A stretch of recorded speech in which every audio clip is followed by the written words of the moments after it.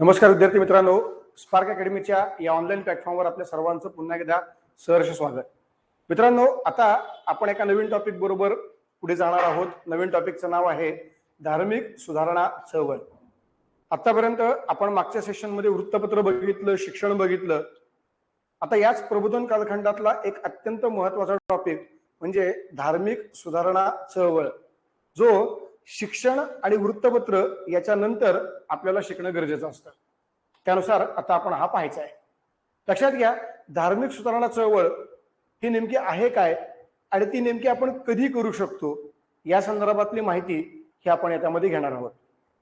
भारतामध्ये असणारा आपला जो हिंदू धर्म आहे, हा धर्म प्राचीन काळापासूनचा अस्तित्वात असणारा धर्म आहे. जो धर्म कधी तयार केला, कुणी तयार केला याबाबत कुठल्याही प्रकारची 100% गॅरंटी देणारी माहिती आपल्याकडे उपलब्ध नाही. पण तरी देखील हा धर्म कालानुरूप बदलत गेला.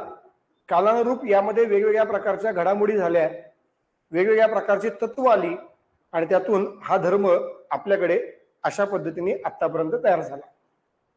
या धर्मामध्ये प्रत्येक वेळेला वेगवेगळ्या प्रकारच्या घडामोडी घडत गेल्या.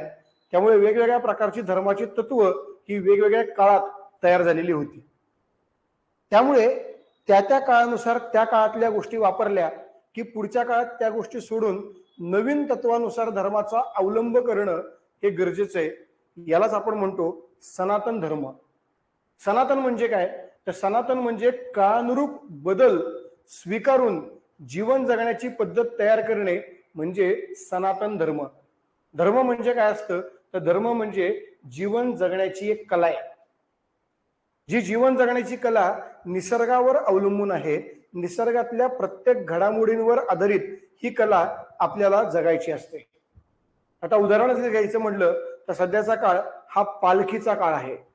वारी आपल्याकडे आलेली असते, पंढरपूरची वारी. तुम्हाला माहित असेलच की पुण्यामध्ये आजच पंढरपूरची वारी म्हणजेच आपली आळंदी देऊची वारी आलेली आहे. लक्षात घ्या मित्रांनो, ही वारी आणि या वारीचा हा काळ, पण तो नेमका हाच काळ का बरं? या कालावधीमध्ये पाऊस पडलेला आहे, जमिनी ओल्या झालेल्या आहेत, सर्वांनी आपापल्या शेतामध्ये पेरलेले आहे आणि आता पेरल्यानंतर पावसाळ्यात शेतात काहीच काम नाहीये. अशा वेळेला मी माझा पोटोबा तर केलेला आहे, आता मला विठोबा करणं गरजेचं आहे आणि त्यासाठी या कालावधीमध्ये तुम्ही पायी अशा प्रकारची पालखी करू शकतात. वातावरणही आल्हाददायक असतं, त्यामुळे या वातावरणामध्ये पायी चालत जाणं हे फारसं अवघड नसतं.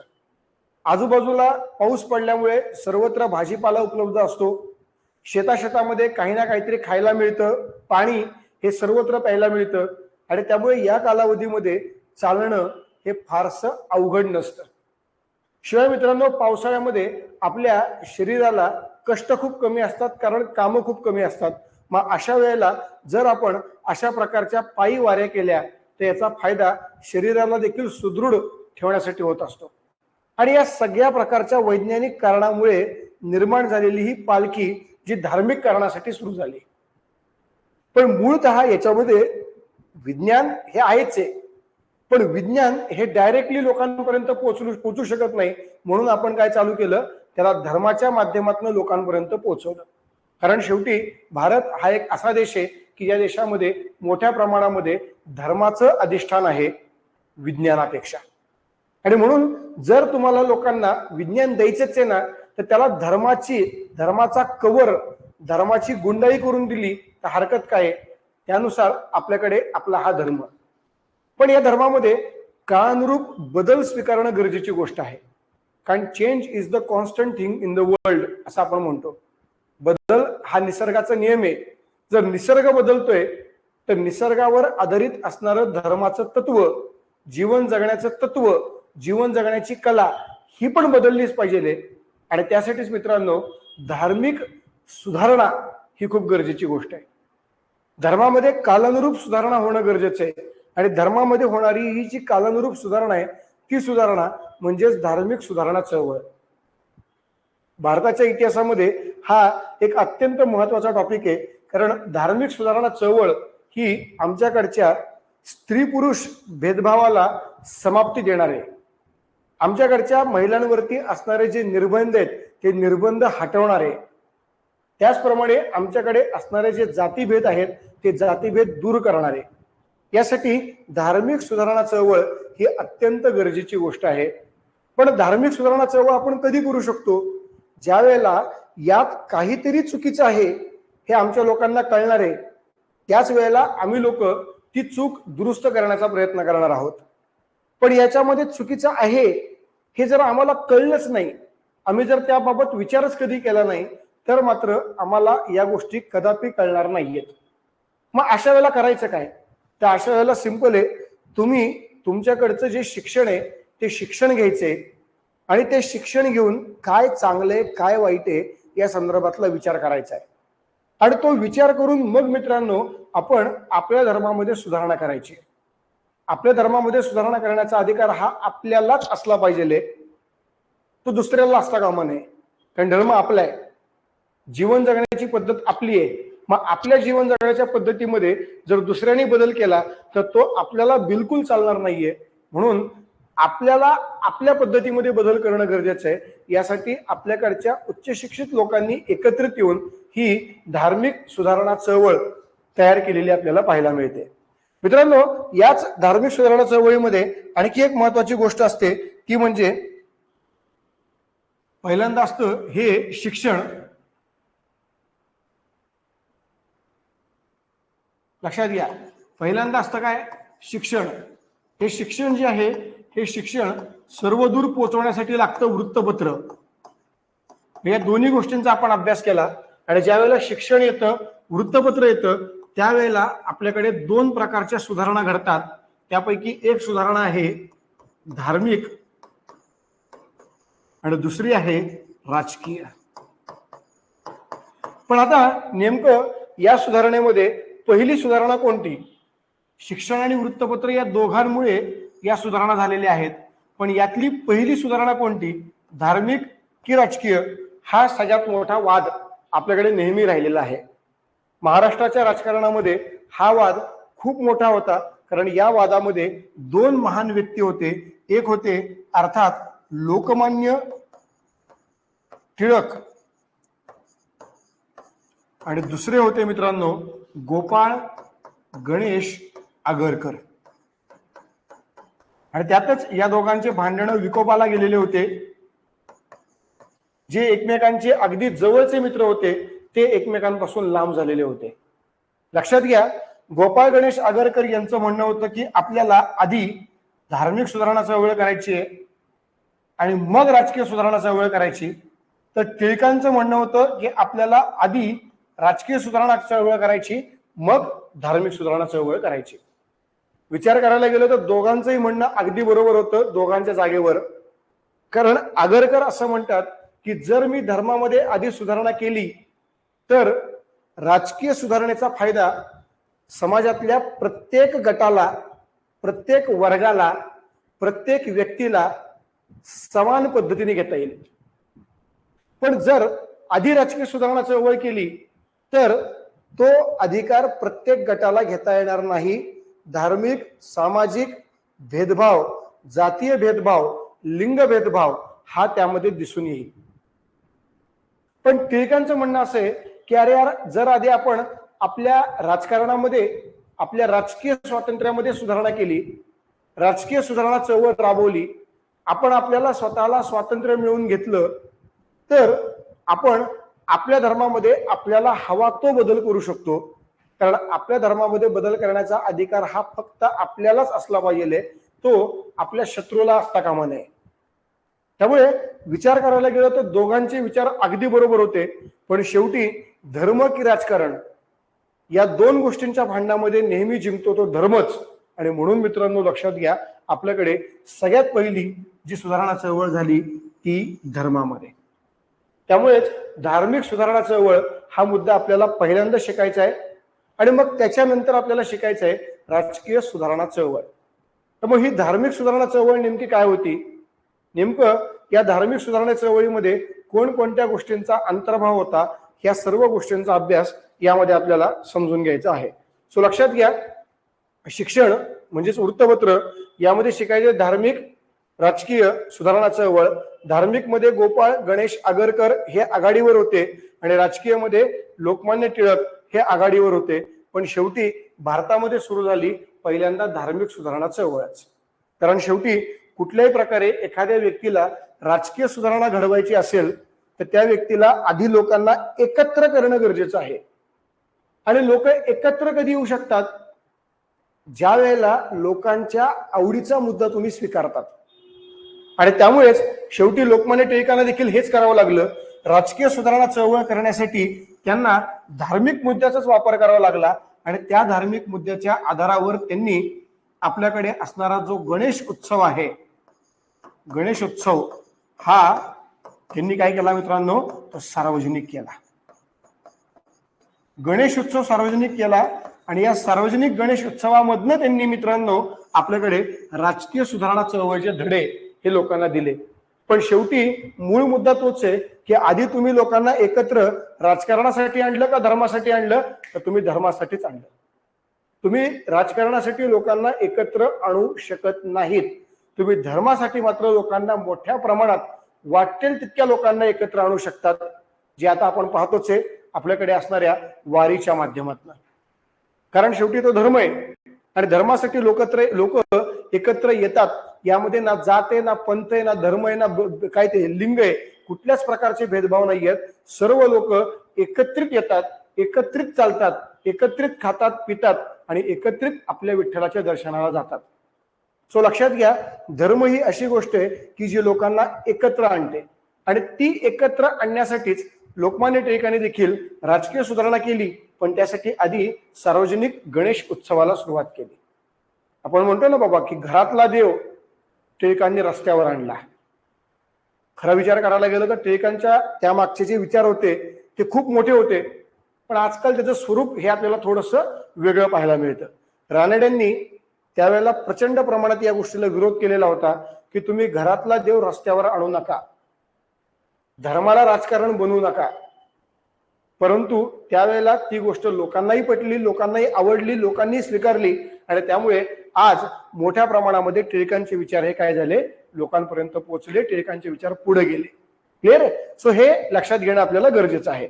आता या धार्मिक सुधारणा चळवळीची गरज काय आहे याचं कारण मित्रांनो मी तुम्हाला याच्या आधी सांगितलेलं आहे की आपल्याकडे अगदी प्राचीन काळापासून आपला हा धर्म अस्तित्वात आहे.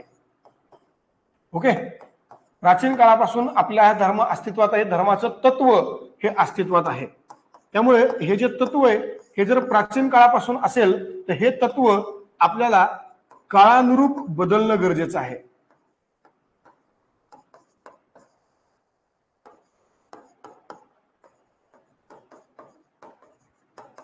ओके, हे जे धर्माचं तत्व आहे हे काळानुरूप बदलणं गरजेचं आहे आणि ते बदलण्यासाठीच मित्रांनो आपल्याला आपल्या धर्मामध्ये कशाची आवश्यकता आहे, तर ती सुधारणेची आवश्यकता आहे. ओके, आता उदाहरणार्थ एक्झाम्पल जर आपण घेतलं बघा यामध्ये, तर जुन्या कालावधीमध्ये आपल्याकडे सती नावाची प्रथा होती. सांगितलं काय गेलं की बाबा रे सती प्रथा ही खूप चांगली आहे. जर समजा नवऱ्याचं आणि बायकोचं एकमेकांवर अपार प्रेम आहे तर हे प्रेम अजरामर करायचं असेल तर नवऱ्याबरोबर पत्नीनी सरणावर उडी घ्यायची. नाव दिलं गेलं सती प्रथा.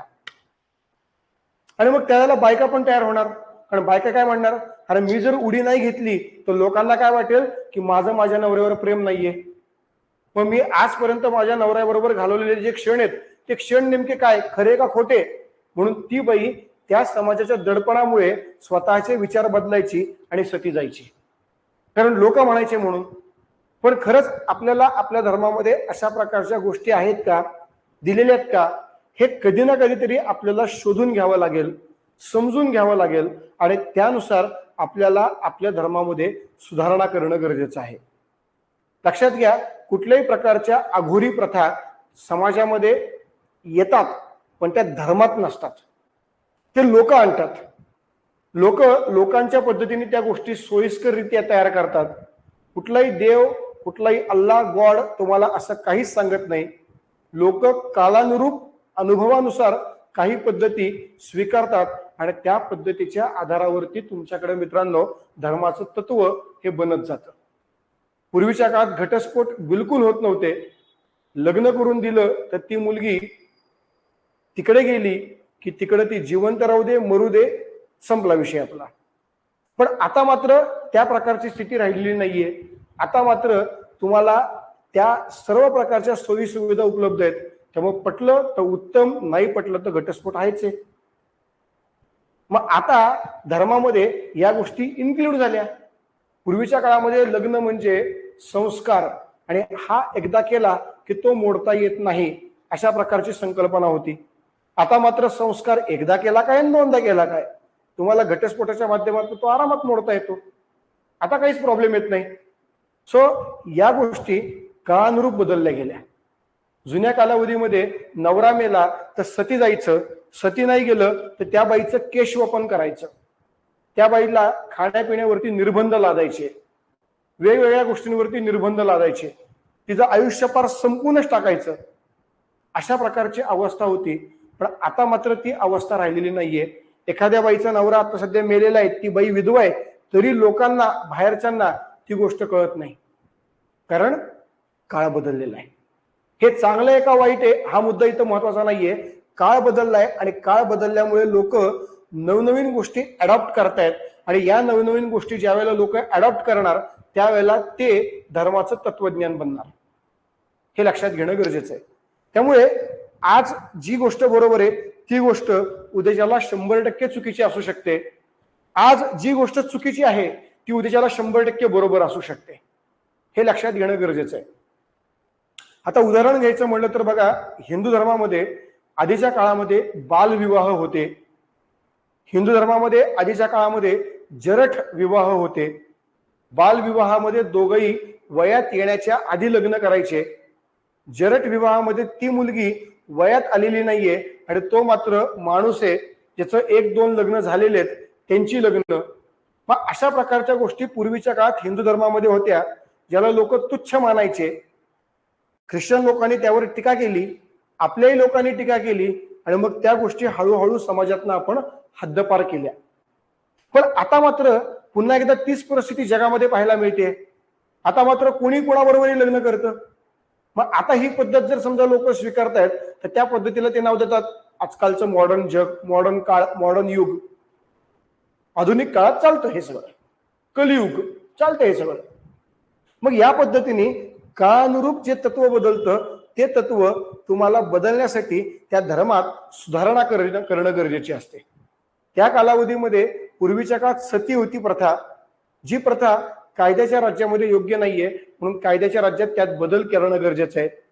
जुन्या कालावधीमध्ये विधवांना कुठल्याच प्रकारचे अधिकार नव्हते, पण कायद्याच्या राज्यामध्ये त्यांना ते अधिकार देणं गरजेचं आहे. मग विधवांना पुनर्विवाहाचा अधिकार.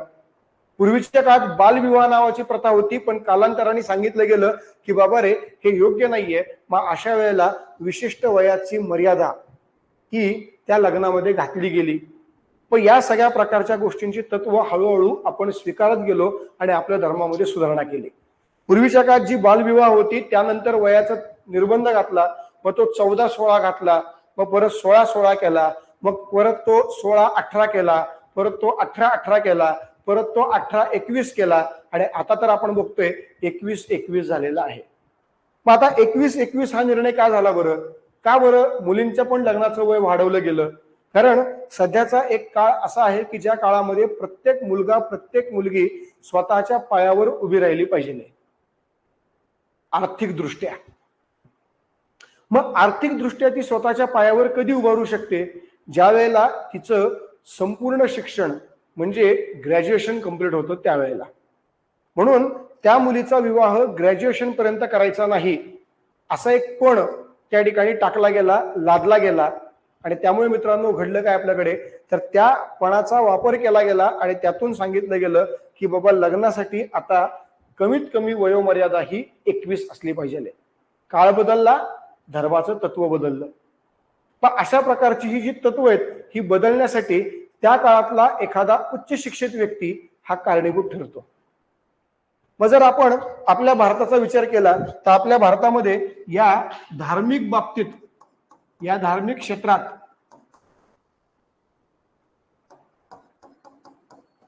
जी काही कालानुरूप सुधारणा होणं गरजेचं आहे त्या सुधारण्यासाठी एक अत्यंत महत्वाचा व्यक्ती होता, जो व्यक्ती या सुधारणाचा प्रणेता होता, त्यांनी याची सुरुवात केली, तो या सुधारणांचा जनक होता, तो व्यक्ती म्हणजे भारतातला पहिला उच्च शिक्षित व्यक्ती राजा राम मोहन रॉय. मित्रांनो, इंग्रजी भाषेतनं पाश्चिमात्य शिक्षण घेऊन जे व्यक्ती भारतातले पहिले उच्च शिक्षित बनले, त्यांना नक्कीच आपल्या धर्मामध्ये असणाऱ्या चालीरीती, रूढी, परंपरा, धर्माची वेगवेगळी तत्व ही चुकीची वाटायला लागली आणि त्यामुळे त्या तत्वांना बाजूला करण्यासाठी त्यांनी भारतामध्ये सुरू केली पहिली धार्मिक सुधारणा चळवळ. मग लक्षात घ्या मित्रांनो, काय होती ती बघा. धार्मिक क्षेत्रात सुधारणेसाठी राजाराम मोहन रॉय जे भारतातील काय होते, भारतातील पहिले उच्च शिक्षित, बरोबर आहे. राजाराम मोहन रॉय भारतातले काय होते मित्रांनो, पहिले उच्च शिक्षित. आणि या पहिल्या उच्च शिक्षित असणाऱ्या राजाराम मोहन रॉय यांनी भारतामध्ये या धार्मिक सुधारणा चळवळीला काय केली, तर सुरुवात केली आपल्याला पाहायला मिळते.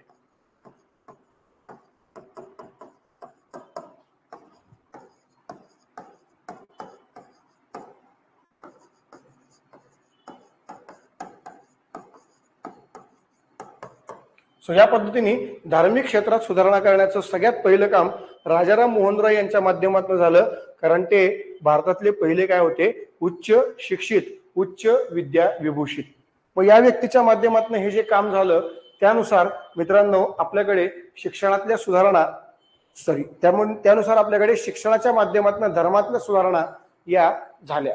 पण त्या होत असताना आपण नक्कीच आजूबाजूच्या धर्माचा विचार केला, कारण शेवटी आपण जे शिक्षण घेतलेलं होतं त्या शिक्षणाचा बेस हा कुठे ना कुठेतरी धर्म होताच होता. महाराष्ट्रामध्ये, भारतामध्ये मोठ्या प्रमाणात ख्रिश्चन धर्माचा प्रचार आणि प्रसार झाला, पण तो प्रचार आणि प्रसार होत असताना धर्माचा पगडा शिक्षणाच्या माध्यमातून लोकांसमोर दिला जायचा, हे देखील घेणं गरजेचं आहे. आजही आपण पाहतोय वेगवेगळ्या प्रकारच्या इंटरनॅशनल स्कूल याच अशा पद्धतीच्या ख्रिश्चन धर्माच्या मुशीत तयार झालेल्या आहेत. त्यामध्ये आहे ते सेंट बिशप हेलियस, ज्याच्यामध्ये पूर्णपणे ख्रिश्चन धर्म आणि त्या धर्माचं तत्वज्ञान या माध्यमातून शिक्षण हे देण्याचा प्रयत्न काही प्रमाणात का होईना आपल्याकडं त्या काळापासून आज तागायत केलेला आपल्याला पाहायला मिळतो. या पद्धतीने आपल्या भारतामध्ये जे उच्च शिक्षित लोक आहेत त्यातले राजाराम मोहन रॉय यांनी धर्म सुधारणा चळवळीला सुरुवात केली. आता लक्षात घ्या, भारताला त्यावेळेला भरपूर सारे उच्च शिक्षित लोक होते, पण या उच्च शिक्षित लोकांनी नेमकं काय काय पर्याय अवलंबले ते लक्षात घ्या. उच्च शिक्षित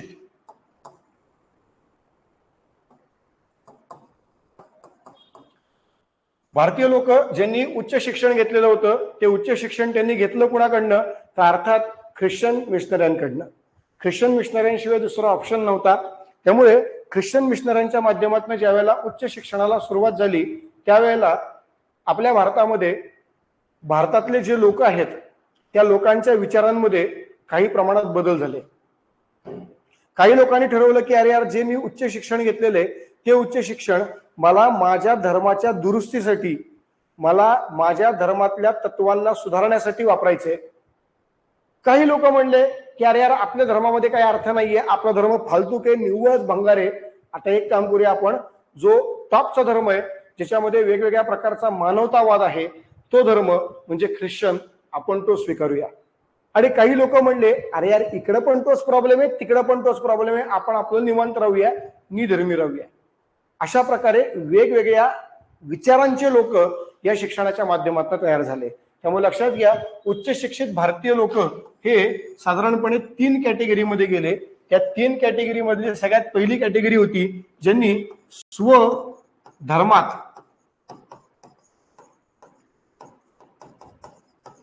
सुधारणा केली. ओके, किंवा सुधारणा केली, किंवा आपण म्हणूया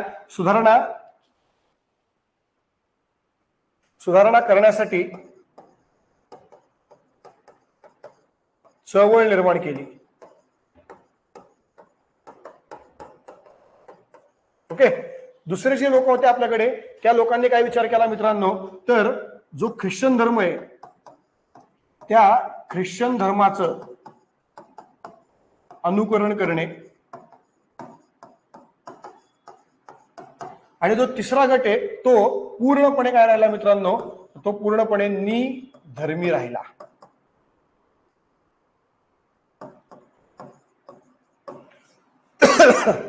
ज्यांनी स्वधर्मामध्ये सुधारणा करण्याचं ठरवलं त्यामध्ये सगळ्यात पुढे होते ते आपले राजा राम मोहन रॉय. ओके. काही लोक ज्यांनी ख्रिश्चन धर्माचं अनुकरण केलं त्यामध्ये वेगवेगळ्या प्रकारचे लोक होते. मग त्यामध्ये आपल्याला माहितीच आहे पंडिता रमाबाई हे नाव अत्यंत महत्वाचं आपल्याला ऐकायला मिळतं. ओके. आणि जे निधर्मी राहिले ते मात्र ना इकडे ना तिकडे, ते पूर्णपणे धर्माला बाजूला करून केवळ आणि केवळ शिक्षणाच्या जोरावर, त्याचप्रमाणे विज्ञानाच्या जोरावर जे पटतं ते स्वीकारत गेले. कुठल्याही प्रकारचा धर्माचा स्वीकार त्यांनी केला नाही, ना ख्रिश्चन ना हिंदू ना इतर कुठलाही. अशा प्रकारे उच्च शिक्षणाच्या माध्यमातून तुमचे विचार तयार होतात आणि त्या विचारांच्या माध्यमातून तुम्ही हळूहळू आपले विचार निर्माण करून आपले विचार लोकांपर्यंत पोहोचवण्यासाठी वेगवेगळ्या प्रकारच्या चळवळी निर्माण करतात, त्यातून गट निर्माण करतात आणि त्या गटातनं तुम्ही तुमच्या धर्मामध्ये सुधारणा करतात. भारतात मोठ्या प्रमाणात भारतीय धर्मामध्ये म्हणजे हिंदू धर्मामध्ये सुधारणा करण्याची कामं ही घडलेली होती. ही कामं राष्ट्रीय स्तरावर, प्रादेशिक स्तरावर वेगवेगळ्या ठिकाणी घडली, वेगवेगळ्या लोकांच्या माध्यमातून घडली आणि त्याचाच अभ्यास या धार्मिक सुधारणा चळवळीमध्ये आपल्याला पूर्णतः करायचा असतो. लक्षात घ्या, आपण ज्यावेळेला धार्मिक सुधारणा चळवळीचा विचार करतो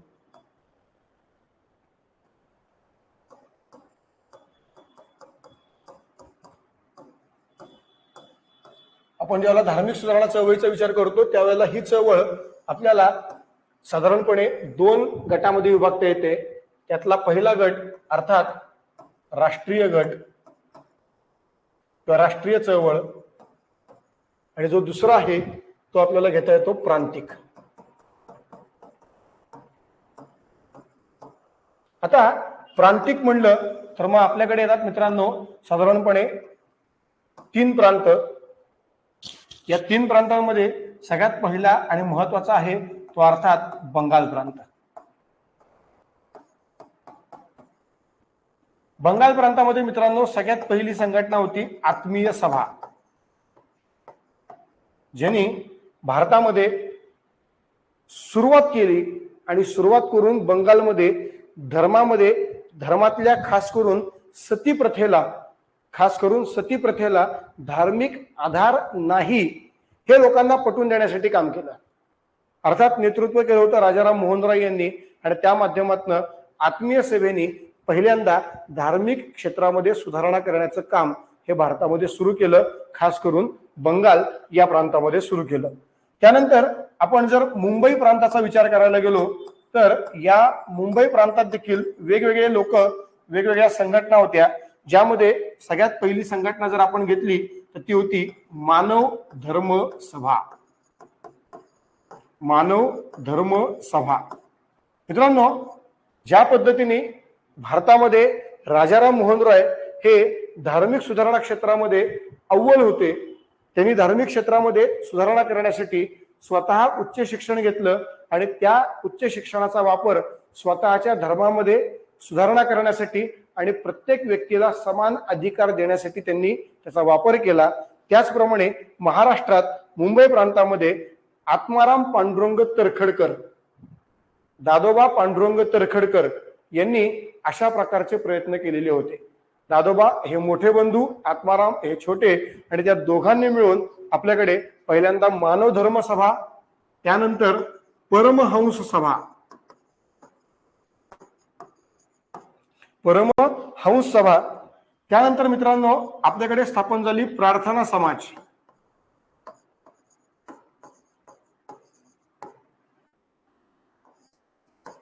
त्याचप्रमाणे आपल्याकडे सुरू झाली सत्यशोधक समाज.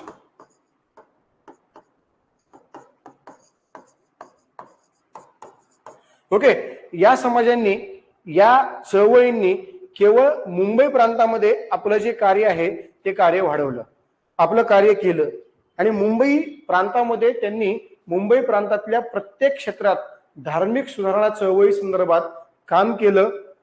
मग यामध्ये प्रार्थना समाज असेल, मानव धर्म सभा असेल, यांनी केवळ हिंदू धर्माला आणि हिंदू धर्मातल्या चळवळींवरती, त्यातल्या रूढी प्रथा परंपरा यांच्यावरती लक्ष केंद्रित केलं, तर परमहंस सभा यांनी सर्व धर्मांना बरोबर घेतलं आणि सत्यशोधक समाज यांनी हिंदू धर्मातल्या अनेक वाईट प्रथा समोर आणल्या, पण त्याच वेळेला ख्रिश्चन आणि इस्लाम या धर्मातल्या चांगल्या प्रथा लोकांनी स्वीकाराव्यात अशा प्रकारची मागणी केली किंवा त्यांच्यावरती स्तुतिस्तुमनं उधळली, पण आपल्या धर्मावरती मात्र मोठ्या प्रमाणात त्यांनी टीका ही केलेली होती. अर्थात प्रत्येक गोष्टीला काहीतरी कारण असतं, कारण शेवटी सत्यशोधक समाजाचे प्रमुख म्हणजे महात्मा फुले आणि यांचं लहानपणीचं शिक्षण हे मित्रांनो याच ख्रिश्चन शाळेमध्ये झालेलं होतं, स्कॉटिश मिशनरी लोकांच्या. आता स्कॉटिश मिशनरी लोकांच्या शाळेत जर शिक्षण झालेलं असेल तर 100% ते लोक काय शिकवणार आहेत, तर बाबा रे हिंदू धर्म हा किती तुच्छ होता आणि ख्रिश्चन धर्म हा किती ग्रेट आहे, हेच शिकवण्याचं काम ते करणार आहेत. त्यामुळे त्यामध्ये कुठलाही व्यक्ती बरोबर किंवा चुकीचा हा मुद्दा नाहीये, तो लहानपणापासून ज्या संस्कारात वाढलेला असतो ते संस्कार हे नक्कीच तिच्या पुढच्या काळातलं जे भवितव्य आहे हे भवितव्य ठरवण्याचं काम करत असतात. सो या पद्धतीने मित्रांनो आपल्याला मुंबई प्रांतामध्ये या गोष्टी पाहायला मिळतात. मानव धर्म सभा, परमहंस सभा, प्रार्थना समाज आणि सत्यशोधक समाज. तर बंगाल प्रांतामधली अतिशय महत्वाची आणि भारतातली पहिली म्हणजे आत्मीय सभा ही देखील आपल्याला याच्यामध्ये पाहायला मिळते. आता राष्ट्रीय स्तरावर ज्यावेळेला आपण विचार करतो त्यावेळेला यात पहिल्यांदा येतं ब्राह्मो समाज. ब्राह्मो समाजाने राष्ट्रीय स्तरावर म्हणजेच सुरुवात जरी बंगाल प्रांतात झालेली असली, राजाराम मोहन रॉय हे जरी त्याचे संस्थापक असले असते किंवा आहेत, तरी पुढच्या कालावधीमध्ये त्यात आलेले केशवचंद्र सेन, देवेंद्रनाथ टागोर, ईश्वरचंद्र विद्यासागर या लोकांनी, आनंद मोहन बोस या लोकांनी मोठ्या प्रमाणामध्ये या संघटनेला भारतभर पोचवलं आणि त्यातून धार्मिक सुधारणा चळवळ ही भारतभर नेण्याचं काम या लोकांच्या माध्यमातून झालं. खास करून केशवचंद्र सेन यांच्या माध्यमातून झालं. केशवचंद्र सेन यांच्यामुळे भारतभर धार्मिक सुधारणा चळवळ म्हणून ब्राह्मो समाजाने काम केलं. याच कामाची पावती म्हणून मुंबईमध्ये प्रार्थना समाजाची स्थापना झालेली होती, कारण या लोकांनी एकत्रित येऊन अशा प्रकारची कामं केल्याने मुंबई प्रांतातल्या लोकांना देखील काहीतरी करावं असं वाटलं आणि त्यातून रानडे, राघव भांडारकर यांच्या नेतृत्वामध्ये प्रार्थना समाज हा आपल्याकडे निर्माण झालेला होता.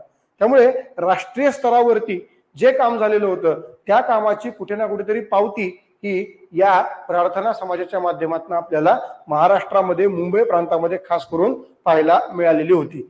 त्यानंतर आपण पुढची संघटना पाहिली राष्ट्रीय स्तरावरची, तर त्यामध्ये आर्य समाज. आर्य समाजाने देखील मित्रांनो मोठ्या प्रमाणात काम सुरुवातीला मुंबई प्रांतात केलं, पण नंतरच्या कालावधीत त्यांनी भारतभर आपलं काम पसरवलेलं होतं. त्यांनी लाहोरमध्ये सुद्धा शाखा स्थापन केली होती आणि त्या माध्यमातून भारतभर आपले विचार पोचवणं आणि आपल्या विचारांची संघटन तयार करणं, लोक तयार करणं हे काम या आर्य समाजाच्या माध्यमातून आपल्याकडे केलं गेलं. त्यानंतर मित्रांनो अजून एक संघटना जी महत्वाची होती त्याचं नाव होतं रामकृष्ण मिशन. रामकृष्ण मिशन या माध्यमातून आपल्याकडे स्वामी विवेकानंद यांनी त्यांचे जे विचार आहेत, ज्याला आपण प्रॅक्टिकल नॉलेज म्हणू शकतो, वेदांवरचे जे काही विचार आहेत, आपल्याकडच्या उपनिषदांवरचे जे काही विचार आहेत, धार्मिक ग्रंथांवरचे जे काही विचार आहेत, ते विचार त्या विचारांना प्रॅक्टिकल नॉलेजची साथ दिली आणि त्या दोघांच्या माध्यमातून त्यांनी आपल्याकडे निर्माण केलेला जो समाज आहे, जे मिशन आहे, जी चळवळ आहे, ती म्हणजे रामकृष्ण मिशन. आणि या माध्यमातून आपल्याकडे धार्मिक सुधारणा चळवळी संपूर्ण भारतभर पसरलेल्या आपल्याला पाहायला मिळतात. त्या प्रत्येक धार्मिक सुधारणा चळवळ आणि त्यांचा अभ्यास इन डिटेलमध्ये आपल्याला या ठिकाणी करणं गरजेचं असतं.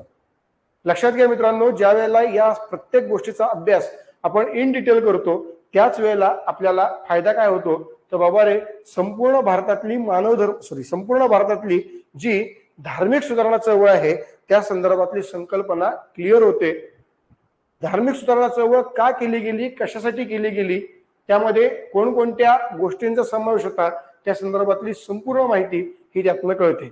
आणि ज्या वेळेला ही कळते त्यावेळेला डिस्क्रिप्टिव्ह पॅटर्न मध्ये ज्या वेळेला प्रश्न येतात त्यावेळेला आपण त्या संदर्भातली उत्तरं अतिशय व्यवस्थित पद्धतीने देऊ शकतो.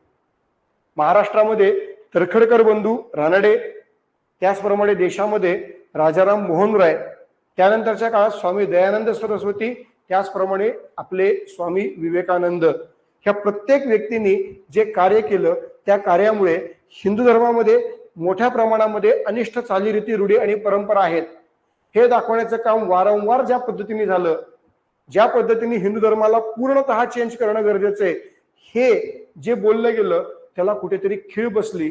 आणि खरंच हिंदू धर्मामधली तत्व ही विज्ञानाला अनुसरून आहेत, काही प्रमाणात त्याला पॉलिश करणं गरजेचं आहे. हे ज्या वेळेला विवेकानंद किंवा स्वामी दयानंद सरस्वती यांच्या माध्यमातून भारतीयांना कळालं त्यावेळेला हिंदू धर्म आणि हिंदू धर्मामधलं तत्वज्ञान हे मोठ्या प्रमाणामध्ये बदल होऊन देखील अबाधित राहिलं. वाईट गोष्टी निघून गेल्या, ज्या धार्मिक नव्हत्या त्या संपून गेल्या, ज्याच्यामध्ये सती प्रथा होती किंवा विधवांना पुनर्विवाहाचा अधिकार होता.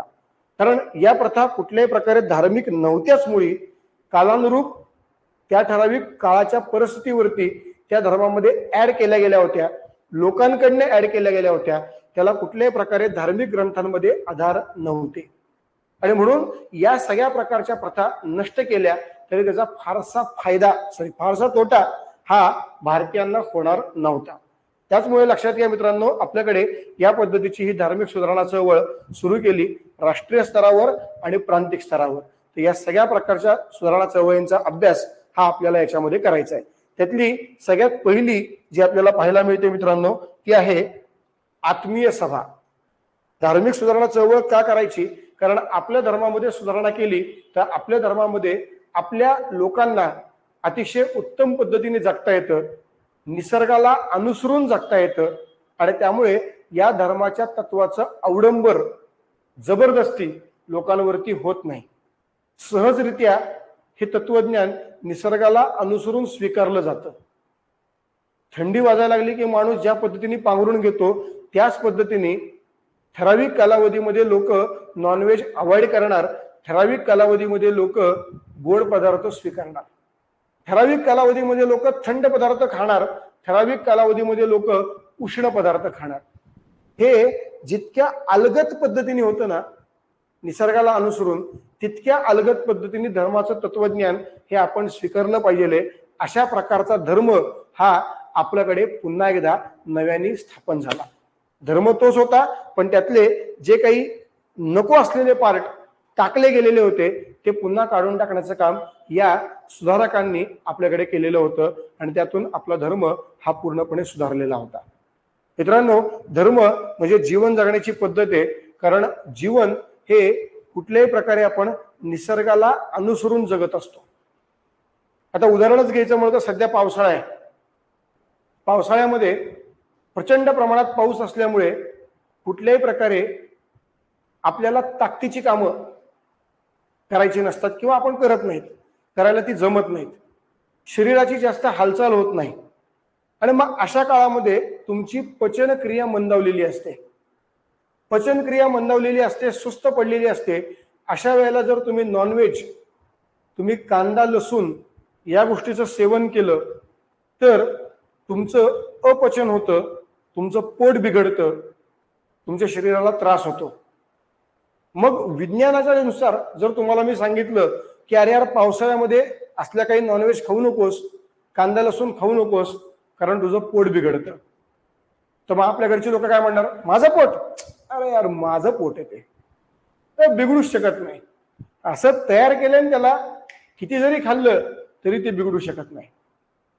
पण त्याला जर म्हणलं ना अरे यार देवाला चालत नसतं बरं का, या काळामध्ये देवाला चालत नसतं, देवाने सांगितलेले चातुर्मासे बाबा रे अशा गोष्टीचं सेवन करू नको, मग मात्र 100% तो व्यक्ती त्या गोष्टी ऐकतो. कारण भारतामध्ये 60-70% लोक असे आहेत की जे केवळ धार्मिक आहेत.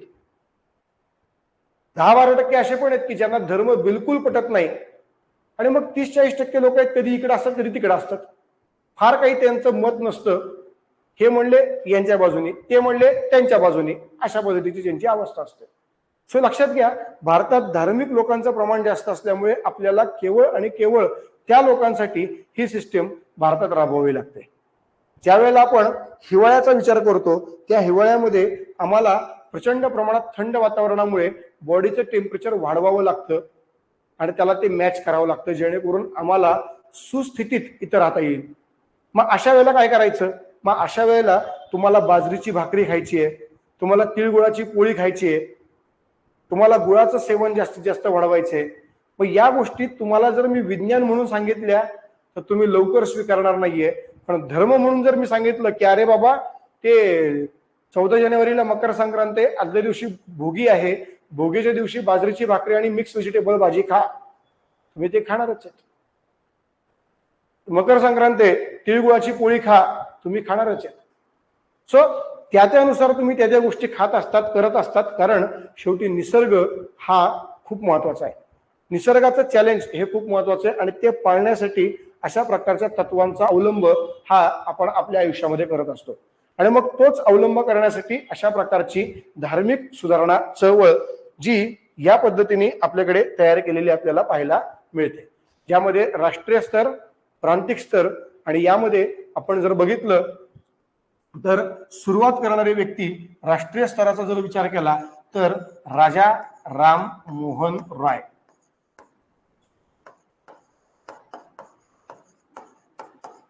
आणि राज्यामध्ये जर आपण विचार करायला गेलो तर या दोघांसाठी अत्यंत महत्वाचे व्यक्ती म्हणजे तर्खडकर बंधू. आणि यातून सुरू झालेली ही धार्मिक सुधारणा चळवळ. सो मित्रांनो, ही चळवळ आपल्याला आता येणाऱ्या कालावधीमध्ये पूर्णतः पाहायची आहे, समजून घ्यायची आहे. ह्यातले प्रत्येक मुद्दे हे आपल्याला अभ्यासायचे आहेत. त्यामुळे ह्यातले मुद्दे सविस्तररित्या आपण ज्यावेळेला अभ्यासतो आणि त्यावेळेला आपल्याला धार्मिक सुधारणांवरती प्रश्न येतात, त्यावेळेला आपल्याला यांची सर्व तत्वे, यांचे सर्व मुद्दे, यांचे विचार हे त्या पद्धतीने मांडायचे आहेत, जेणेकरून आपल्याला ती संकल्पना समजलीये असं परीक्षकाला कळलं पाहिजे. म्हणून तो प्रत्येक मुद्दा इन डिटेलमध्ये समजून घेणं गरजेची गोष्ट आहे. त्या पद्धतीने आपण हे सगळे मुद्दे आपल्या येणाऱ्या लेक्चरमध्ये पाहणार आहोत. ओके. सो मित्रांनो, आपण या ठिकाणी इथे थांबणार आहोत आणि आपल्या येणाऱ्या लेक्चरमध्ये संपूर्ण धार्मिक सुधारणा चळवळ, प्रत्येक मुद्दे आणि त्या प्रत्येक मुद्द्यांमधले त्यांचे तत्व किंवा त्यांच्या संघटनांबद्दलची माहिती ही आपण पाहणार आहोत. मित्रांनो, धार्मिक सुधारणा चळवळीच्या या आपल्या पहिल्या लेक्चरमध्ये आपण इथं थांबूया आणि उद्याच्या लेक्चरमध्ये पूर्ण धार्मिक सुधारणा चळवळ, त्या चळवळीमधले मुंबई प्रांत, बंगाल प्रांत आणि राष्ट्रीय स्तरावरचे ज्या काही संघटना आहेत, ज्यामध्ये साधारणपणे या 4, 5 आणि या 3 अशा 8 संघटना. बरं, याच पद्धतीने जर आपण विचार करायला गेलो तर आपल्याकडे इतरही काही समाज, म्हणजे उदाहरणार्थ इस्लाम धर्म, त्याचप्रमाणे पारशी धर्म, याही धर्मामध्ये वेगवेगळ्या प्रकारच्या सुधारणा अपेक्षित होत्या आणि मग त्या धर्मातल्या लोकांनी त्यांच्या त्यांच्या धर्मासाठी काही सुधारणा या निर्माण केलेल्या होत्या. जसं की आपल्याकडे इस्लाम धर्मामध्ये इस्लाम धर्मातला व्यक्ती जो अत्यंत हुशार व्यक्ती होता, सर सय्यद अहमद खान, या व्यक्तीने त्यांच्या धर्मामध्ये सुधारणा करण्यासाठी अनेक प्रकारच्या योजना राबवल्या, धार्मिक सुधारणा चळवळ राबवली, मग ती देखील आपल्याला त्यामध्ये शिकायची. त्याचप्रमाणे पारशी समाजामध्ये जर आपण विचार करायला गेलो तर पारशी समाजामध्ये नेते म्हणजेच दादाभाई नौरोजी यांनी देखील त्या कालावधीमध्ये ज्या काही सुधारणा राबवणं गरजेचं आहे त्या सुधारणा पारशी समाजामध्ये राबवायला सुरुवात केली, जेणेकरून प्रत्येक समाजामध्ये जर सुधारणा राबवल्या गेल्या तर प्रत्येक समाज जुन्या चालीरीती, रूढी आणि परंपरा काळानुरूप बदलणार आणि नवीन गोष्टी, नवीन मुद्दे काळानुरूप स्वीकारणार. आणि त्याच वेळेला आपल्याला तो धर्म जाचक वाटत नाही, त्या धर्माचं दडपण वाटत नाही, तो धर्म निसर्गतः अलगत आपण स्वीकारू शकतो. पण कधी? ज्या वेळेला बदल हा त्या धर्माचा पण नियम असेल त्याच वेळेला. आणि तो बदल कुणी करायचा तर आपल्यासारख्या उच्च शिक्षित लोकांनी त्या त्या कालखंडामध्ये तो बदल करायचा. पूर्वीच्या काळामध्ये ते बदल आपल्याकडे समाजसुधारकांनी सांगायचे, त्यासाठी आंदोलनं करायचे, चळवळी करायच्या, लोकांना बरोबर घ्यायचं, सरकारवर दबाव आणायचा आणि मग सरकार उठून कधीतरी कायदा करणार. बरोबर आहे? तसं आता राहिलेलं नाहीये. आता मात्र तुमच्याकडच्या लोकांनी एकत्रित येऊन जरी समजा त्या गोष्टी मागणी मांडली सरकारच्या समोर, तर सरकार त्यावरती व्यवस्थित विचार करतो आणि सरकार त्याबाबतचे निर्णय घेतो. जसं की मुलीचं लग्नाचं वय जे आधी 18 होतं ते आता काय केलं गेलं, 21 केलं गेलं. का केलं गेलं? कारण त्यांनी काय सांगितलं मित्रांनो, तर मुलगी 18व्या वर्षी कळत्या वयात 21व्या वर्षी तिला कळायला अजून जास्त लागतं. तर असं काहीच कारण नाहीये. 18व्या वर्षी तिला कळतं, कारण मतदानाचा अधिकार हा 18व्या वर्षापासून आहे. पण 21 का? कारण ती मुलगी आर्थिकदृष्ट्या तिच्या पायावरती उभी राहते. या एका कारणामुळे केवळ आणि केवळ आपल्याकडे काय केलं गेलं मित्रांनो, तर हा निर्णय दिला गेला की बाबा रे, तुम्ही तुमच्या पद्धतीने म्हणजे काळानुरूप तुमच्याकडच्या तत्वज्ञानामध्ये बदल करू शकतात आणि तो बदल तुम्ही तुमच्या धर्मामध्ये काय करू शकतात, तर अडॉप्ट करू शकतात. यानुसार या सगळ्या प्रकारच्या गोष्टींची सुधारणा आपल्याला अभ्यासायची आहे.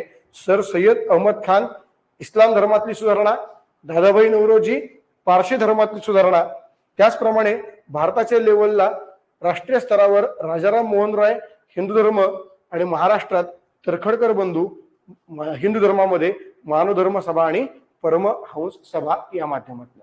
सो मित्रांनो, या सेशनमध्ये आपण इथं थांबूया आणि आपल्या उद्याच्याला आपलं सकाळी लेक्चर असणार आहे. साधारणपणे 11ला वगैरे ते लेक्चर चालू होईल. तुम्हाला त्याच्या पद्धतीचा आधी इंटिमेशन दिलं जाईलच आणि त्यानुसार त्या लेक्चरमध्ये मग आपला जो धार्मिक सुधारणा चळवळीचा उर्वरित सगळा पार्ट आहे तो आपण कव्हर करणार आहोत. उद्याच्या लेक्चरमध्ये ह्या सर्व प्रकारच्या 8ही संघटना, समाज, चळवळ, सभा आपण पूर्णपणे कव्हर करणार आहोत. इस्लाम धर्मातली एक आणि पारशी धर्मातली एक, ही पण म्हणजे 10 एकूण चळवळी आपण यामध्ये कव्हर करणार आहोत. सो मित्रांनो, इथे थांबूया. उद्याच्या सेशनला आपण पुन्हा एकदा भेटूया. पूर्वी सर्वांना